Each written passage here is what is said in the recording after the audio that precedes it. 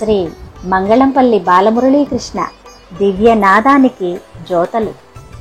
ఏ గంధర్వుడో మానవ రూపంలో వచ్చి మన మధ్యే సంచరించి మనీషా అంటే ఇదే అని నిరూపించి మనకు అమృత తుల్యమైన ఆనందాన్ని పంచి బాలుడిలా మాట్లాడుతూ గంధర్వుడిలా పాడుతూ నారద తుంబురులను మనకి సాక్షాత్కరింపజేసిన ఆ పుంభావ సరస్వతికి ప్రణమిల్లుదాం రండి.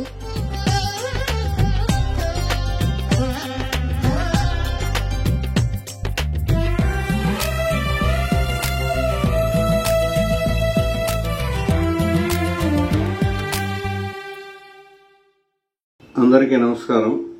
పద్మవిభూషణ్ డాక్టర్ మంగళంపల్లి బాలమురళీకృష్ణ గారు పరమాత్మ కృప వల్ల నాకు లభించిన ముగ్గురు గురువుల్లో ఒకరు అని తెలియజేయడానికి నేను ఎంతో ఆనందిస్తున్నాను. వారితో నాకు సుమారు 16 సంవత్సరాల సాన్నిధ్యం ఉంది. డాక్టర్ బాలమురళి గారి గాత్ర మాధుర్యం, భావ ప్రకటన గురించి నేను ప్రత్యేకించి చెప్పనవసరం లేదు. అద్భుతమైన ప్రతిభ వారిది. ఎంత ప్రతిభ అంటే శాస్త్రీయ సంగీతాన్ని శాస్త్రీయ సంగీత విద్వాంసులే కాకుండా సంగీతం రాని వారు కూడా 3 గంటల పైన కూర్చొని సభలో విని ఆనందించే విధంగా గానం చేసే ప్రతిభ వారిది. గానం చేయటం కూడా వారే ప్రారంభించారు. అలా గానం చేయటం ఎలా అంటే పద విభజన, భావ ప్రకటన సామాన్యులకు కూడా అర్థమయ్యే రీతిలో గానం చేయడమే వారి ప్రత్యేకత. అది వారి కచేరీలు చేస్తున్న మొదటి రోజుల్లోనే సాధించారు. పైగా వారొక్క గాత్రంలోనే గాక వయోలిన్, వయోలా, మృదంగం, kanjira, light music, music composition ఇలా చాలా భాగాల్లో నిష్ణాతులు. పైగా అన్ని అంశాల్లో కూడా రేడియోతో, ఆల్ ఇండియా రేడియో ద్వారా వారికి టాప్ గ్రేడ్ ఇవ్వబడింది. బహుశా ఈ విధంగా సంగీత విద్వాంసుల్లో ఇన్ని విభాగాల్లో టాప్ గ్రేడ్ పొందిన ఏకైక మ్యూజికాలజిస్ట్ వారొకరే. ఇక సినిమా సంగీతానికి వస్తే best music director, best playback award ప్రభుత్వం వారితో పొందిన మ్యూజికాలజిస్ట్ కూడా వారొకరే. అనేక శాస్త్రీయ సంగీతంతో కూడిన గీతాలని, లలిత సంగీత ఛాయలతో గీతాలని చలనచిత్రాలలో పాడి దాన్ని హిట్ చేసి ఖ్యాతి వహించిన వారు కూడా బాలమురళి గారు ఒక్కరే.